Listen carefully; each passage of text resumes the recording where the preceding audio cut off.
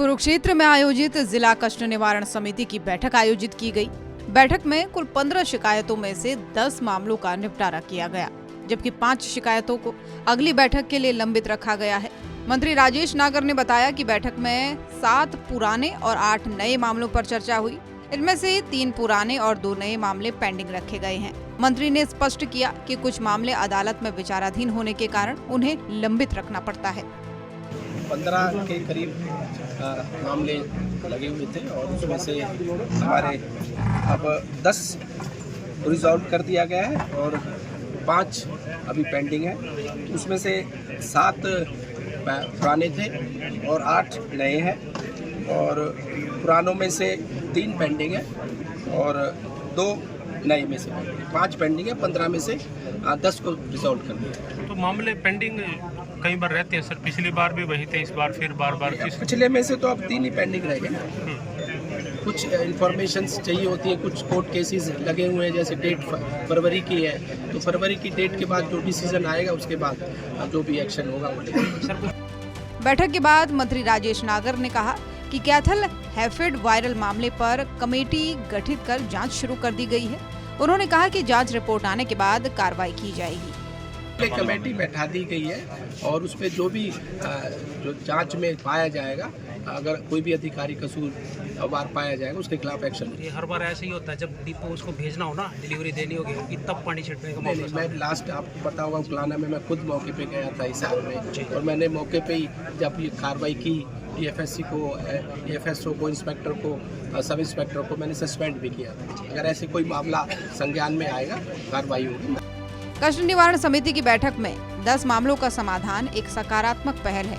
कुरुक्षेत्र से अशोक यादव की रिपोर्ट, सूर्य समाचार। कुरुक्षेत्र में आयोजित जिला कष्ट निवारण समिति की बैठक आयोजित की गई। बैठक में कुल 15 शिकायतों में से 10 मामलों का निपटारा किया गया, जबकि 5 शिकायतों को अगली बैठक के लिए लंबित रखा गया है। मंत्री राजेश नागर ने बताया कि बैठक में 7 पुराने और 8 नए मामलों पर चर्चा हुई। इनमें से 3 पुराने और 2 नए मामले पेंडिंग रखे गए हैं। मंत्री ने स्पष्ट किया कि कुछ मामले अदालत में विचाराधीन होने के कारण उन्हें लंबित रखना पड़ता है। 15 के करीब मामले लगे हुए थे और उसमें से हमारे अब 10 रिजॉल्व कर दिया गया है और 5 अभी पेंडिंग है।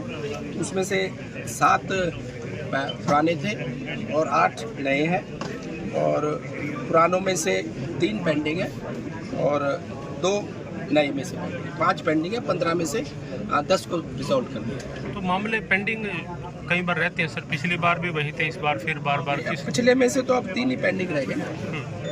कुछ इंफॉर्मेशन चाहिए होती है, कुछ कोर्ट केसेस लगे हुए हैं, जैसे डेट फरवरी की है तो फरवरी की डेट के बाद जो डिसीजन आएगा उसके बाद जो भी एक्शन होगा वो लेंगे। बैठक के बाद मंत्री राजेश नागर ने कहा कि कैथल हैफेड वायरल मामले पर कमेटी गठित कर जांच शुरू कर दी गई है।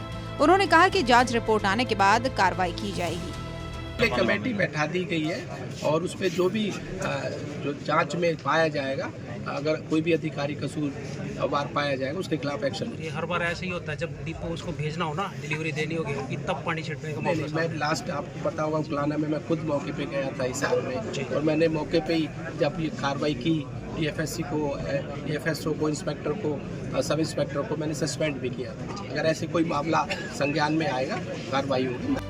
कष्ट निवारण समिति की बैठक में 10 मामलों का समाधान एक सकारात्मक पहल है। कुरुक्षेत्र से अशोक यादव की रिपोर्ट, सूर्य समाचार।